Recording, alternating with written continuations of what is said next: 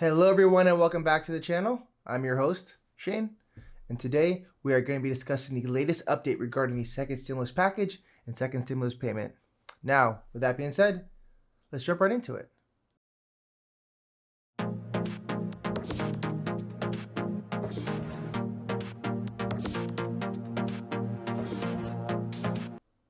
Alright everyone, welcome back. I am really excited to talk about the latest updates regarding the not one, but two possible stimulus package bill proposals.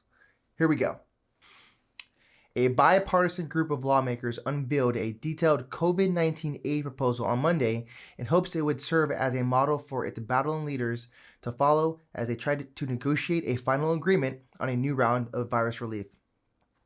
The dozen or so lawmakers unveiled two bills. One is a $748 billion aid package containing money for struggling businesses, the unemployed, schools, and for vaccine distribution. The other bill proposes a $160 billion aid package for state and local governments that's favored by Democrats and GOP-sought provisions shielding businesses from COVID-19 related lawsuits. The path forward for this proposal and for the COVID-19 aid more generally remains unclear. The outstanding issues in the leadership talks include a potential second round of direct payments to individuals, a plan for the $300 bonus unemployment benefit, state and local aid, and the GOP-sought liability shield against COVID-19 related lawsuits. Senator Susan Collins said she hoped that top Capitol Hill leaders and the administration will use the proposals as the basis for a COVID-19 relief package that is urgently needed by our struggling families, our hard-hit small businesses, our stressed-out healthcare providers, our overwhelmed postal service, our challenged schools, and so many others. A key trade-off involves aid to states and local governments, a top Pelosi priority in the liability shield, a top demand of Mitch McConnell. The Kentucky Republican has suggested an all-or-nothing approach in which the fate of both ideas are linked to the other. Either both are added or both are dropped.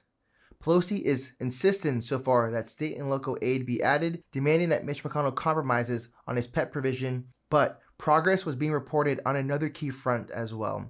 Lawmakers collabed together a year-end catch-all funding package that will be the basis for the last significant legislation of the Trump presidency.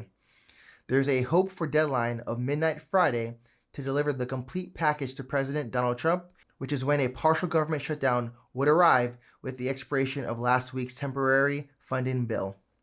But there's no guarantee that the massive year-end measure will be completed in time. If the talks drag, further temporary bills could be needed. Meanwhile, negotiations on a $1.4 trillion catch-all spending bill are essentially finished, said a congressional aide participating in the talks.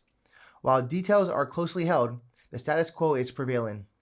That means Donald Trump would get a $1.4 billion or so for a final installment to the continuational construction of his long-sought U.S.-Mexican border wall. The post-election lame duck session is the last chance to wrap up the unfinished work for this year.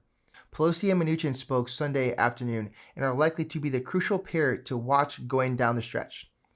She has not thrown in the towel, and her drive to obtain the state and local aid, which was a part of the almost $2 trillion CARES Act back in March.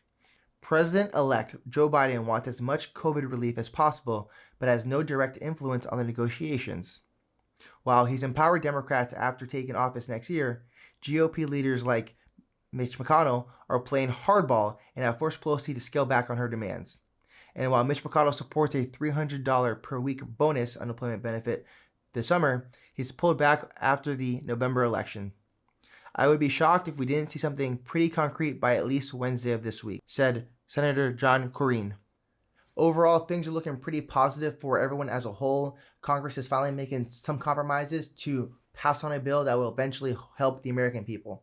But over the past several months, right now is probably the most positive I've ever felt about Congress working together to pass another stimulus relief bill. That's all I got today. Thank you guys so much, and I'll see you guys tomorrow. Peace.